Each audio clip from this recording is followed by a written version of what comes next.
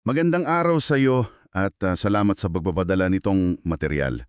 Alam mo, napaka-interesante nito ha. Talaga? Diretso agad sa isang makakagulat na konklusyon.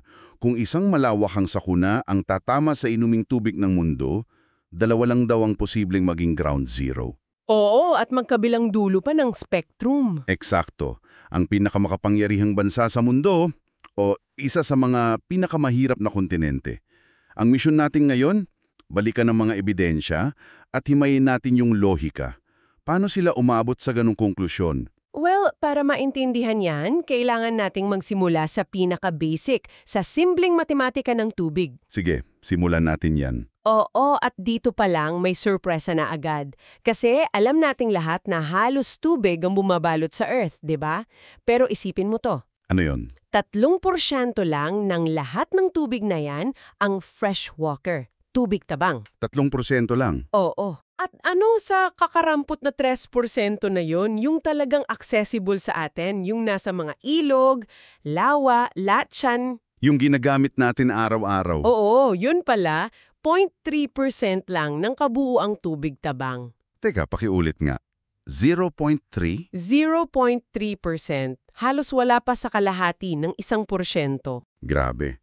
So lahat ng sibilisasyon, lahat ng agrikultura, lahat ng iniinom natin, nakasalalay sa isang napakaliit na patak ng tubig sa buong planeta, nakakalula isipin. Eksakto. At dito na papasok yung pinaka-critical na datos na ginamit sa analysis. Sa napakaliit na porsyentong yan na ginagamit natin. Okay. 87%, halos siyam sa bawat 10 baso ng tubig tabang ay nagmumula sa mga lawa. Hindi sa mga ilog? Hindi sa mga ilog, sa mga lawa. Ah, okay. Gets ko na. So dito na nagsisimula yung lohika ng may akda. Oo. Kung ang premise ay isang bituin na bumagsak, isang singular event, kumbaga, na magpaparumi sa ikatlong bahagi ng tubig, hindi ito pwedeng mangyari kung saan-saan lang. Tama. Kailangan nitong tamaan ng pinakamalaking konsentrasyon ng ginagamit nating tubig. At base sa datos na yan, ang target ay isang malaking sistema ng mga lawa. Tama. At yung ginawang proseso ng eliminasyon, napaka-straightforward. Unang-una, dahil tubig tabang ang usapan, Alis na agad yung maalat. alis na agad ang mga maalat na lawa kahit gaano pa sila kalaki tulad ng Caspian Sea. Pangalawa, yung mga lawa na magkakadugtong o sobrang magkakalapit, itinuring nilang iisang sistema lang. Ah, okay. Kasi kayang maapektuhan ng isang bagsak lang. Saktong-sakto. Yun yung ideya, na isang bagsak lang, apektado na ang buong network. Okay, so parang crime board na ito. Hahanapin natin ng mga posibleng target. Pagkatapos ng eliminasyon, ano yung mga natira? May 3 pangunahing kandidato na lumabas sa material.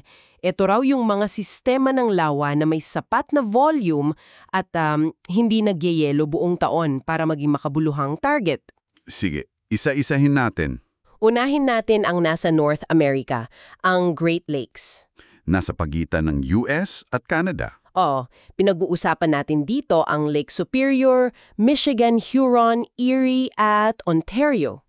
Kapag pinagsama-sama mo yan, ang volume ay aabot sa halos 23,000 cubic kilometers. Isang dambuhalang volume at ang epekto sa tao. Yun ang importante, mahigit 30 milyong tao ang direktang kumukuha ng inumin tubig mula diyan. 30 milyon para ka nang nagpapatama sa isang buong bansa. At alam naman natin, yung Lake Superior pa lang, isa na sa pinakamalalaking lawa sa mundo. Kaya kapag binuo mo yung buong sistema, isa talaga siyang water superpower. Okay, sino ang pangalawa? Pangalawa, lumipat tayo sa Asia.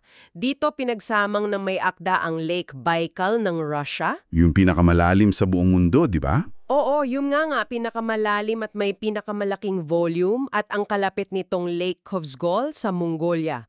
Magkasama, aabot sila sa halos 24,000 cubic kilometers. Teka, halos kapantay lang ng Great Lakes? Halos kapantay lang. Pero sigurado akong may malaking pagkakaiba sa epekto sa populasyon. Meron. At ito yung nagiging mahalagang detalye mamaya. Kung sa Great Lakes 30 milyon tao ang apektado, dito sa Baikal-Khuvsgol system, tinatayang nasa 1 milyon lang. 1 milyon lang? Ang layo. Napakalaking agwat sa human impact kahit halos pareho ang dami ng tubig. Okay, noted yan. Parehong volume pero magkaiba ang bigat ng epekto. At sino ang pangatlo at huling kandidato? Ang pangatlo ay nasa Africa at ito ang pinakamalaki sa lahat based sa pinagsama-samang volume, ang African Great Lakes. Partikular? Anong mga lawa? Partikular na yung Lake Malawi, Lake Tanganyika at Lake Victoria. Magkakasama, ang volume nila ay higit sa 30,000 cubic kilometers. Wow, mas malaki pa sa dalawa. Oo. Pero ang pinaka nakakagulat na numero ay hindi yung volume ng tubig. Ang populasyon. Ang populasyon, tinatayang aabot sa 200 milyong tao ang direktang nakadepende sa sistemang ito. 200 milyon. Oo, para sa kanilang kabuhayan at inuming tubig. Grabe. Biglang nag-iba yung bigat ng usapan. Hindi na lang ito statistics ng tubig. Buhay na ng daan-daang milyong tao ang pinag-uusapan. Ibang usapan na talaga. Pero teka, bago tayo magpatuloy, may isang malaking tanong sa isip ko na baka tanong mo rin. Paano naman ang Amazon River? 'Di ba laging sinasabi na 20% ng fresh water ng buong mundo dumadaloy dyan? Bakit mas pinili ng may akda na mag-focus sa mga lawak? Magandang tanong yan at tinalakay din yan sa material. Ang susi ay nasa premise ng isang singular event. Yung bituin na bumabagsak. Oo, kung tatamaan mo ang isang ilog, gaano man kalaki, ang epekto ng kontaminasyon ay halo at bababa habang umaagos ito patungo sa karagatan. Mas mabilis mag-disperse ang lason. Ah, okay. Mas mahirap i-contain. Eksakto. Pero kung ang target mo ay isang lawa o isang sistema ng mga lawa, para kang tumama sa isang higanteng imbakan ng tubig.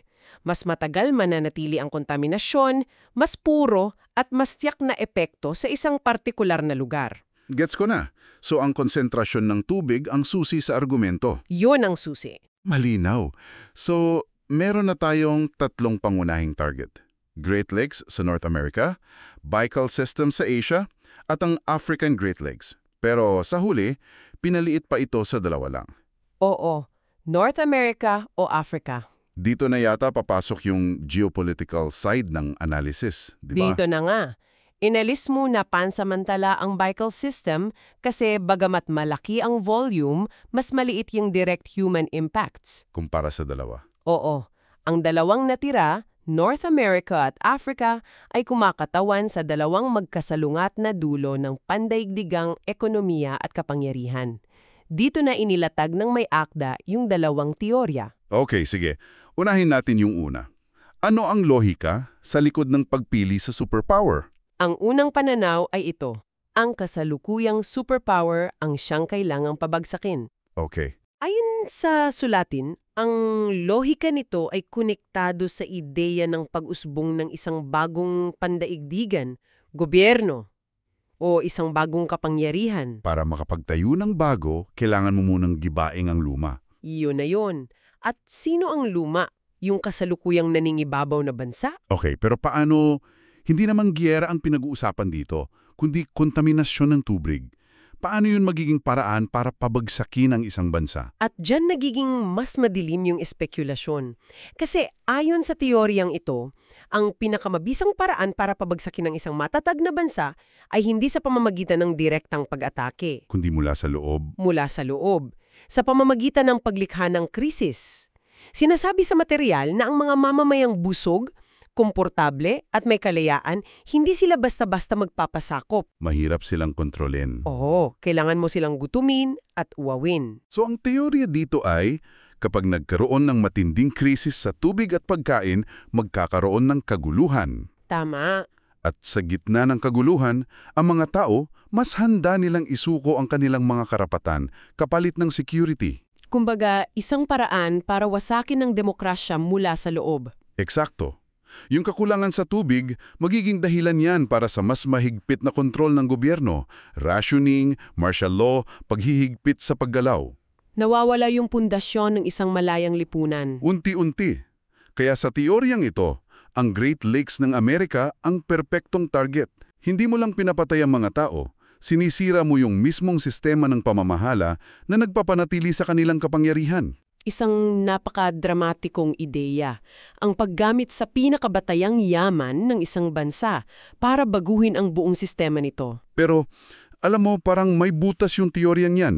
Ano yon? Bakit mo sisirain yung mismong asset na gusto mong kontrolin sa huli? At yan mismo ang tanong na nagbigay daan sa ikalawang teorya. Ah, okay. Itinataas nito ang isang mahalagang punto. Bakit wawasakin ng isang naghahangad na pandaigdigang kapangyarihan ang sarili nitong teritoryo o yung teritoryong nais nitong sakupin bago pa man ito mumuno? Parang hindi praktikal. Hindi nga. Dito na pumapasok ang ikalawang pananaw na nagsasabing Ang Africa ang tatamaan. isang ganap na pagbaligtad ng lohika. Ano naman ang argumento sa likod nito? Simple at mas pragmatiko. Sa panahon ng matinding kakapusan, ang kontrol sa yaman tubig, pagkain, enerhiya ay katumbas ng absolutong kapangyarihan. Power is resources. Correct. Isang superpower na gustong palakasin ng kanyang impluensya ay hindi hahayaang maubusan ng sarili nitong resources. Sa halip, gagawin nito ang lahat para kontrolin ang resources ng iba. Ah, so ang teorya dito, hindi mo pwedeng pamunuan ng mundo mula sa isang lugar na wasak. Kailangan mo ng matatag na home base. Tama ka dyan. Kung ang sarili mong bansa ay nagkakagulo dahil sa kawalan ng tubig, paano ka makakapag-project ng power sa labas? Eksakto.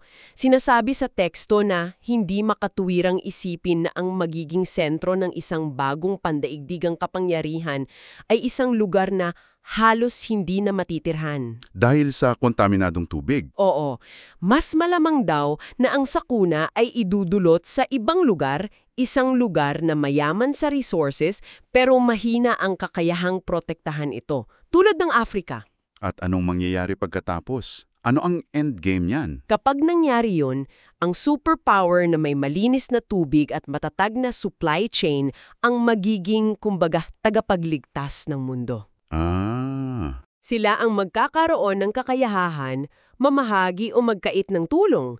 Sila ang magdidikta kung sino ang makakainom at kung sino ang hindi.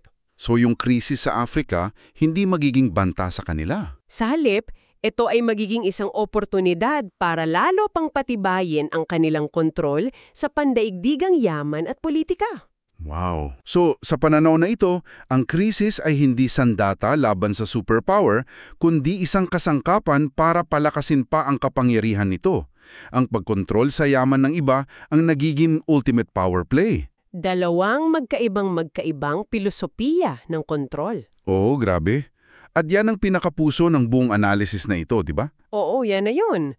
Mula sa simpleng porsento ng distribusyon ng tubig, dumaan tayo sa heograpiya ng tatlong malalaking sistema ng lawa. At nauwi sa dalawang magkasalungat na teorya tungkol sa kalikasan ng kapangyarihan. Ang una, nakikita ang kapangyarihan bilang isang istruktura na kailangang sirain mula sa loob. Ang pangalawa naman, nakikita ito bilang isang bagay na pinalalakas sa pamamagitan ng pagkontrol sa yaman ng iba. Nakakaintriga talaga kung paano ang isang simpleng tanong na saan posibleng mangyari ay nagbukas ng ganito kakomplikadong usapan. Mula sa statistics, napunta tayo sa strategy. At sa huli, ang pagsusuring iyong ipinadala ay hindi naman isang prediksyon. Walang nagsasabing ito ay tiyak na mangyayari. Isang thought experiment lang. Isang ehersisyo sa pag-iisip, oo, ipinapakita nito kung paano maaaring gamitin ang datos at lohika para makabuo ng isang komplikado at nakakaintrigang argumento. Tama. At higit sa lahat, ipinapakita nito kung paano maaaring bigyan ng dalawang magkasalungat na interpretasyon ang iisang set ng facts depende sa kung paano gumagana ang kapangyarihan sa mundo. Isang napakagandang paalaala na ang datos ay simula pa lang ng kwento, hindi ang katapusan. At ito ang iiwan naming tanong para sa iyo. Base sa dalawang teoryang ito na nagmula sa iyong material, ang tubig ay malinaw na itinuturing na yaman at sandata ng kapangyarihan. Ano sa tingin mo ang mas malaking banta sa sangkatauhan sa hinaharap? Ang aksidenteng pagkakaroon ng kontaminadong tubig dahil sa kapabayaan o natural na sakuna? O ang sinasadyang paggamit sa mismong tubig bilang isang sandata para sa politikal na kontrol?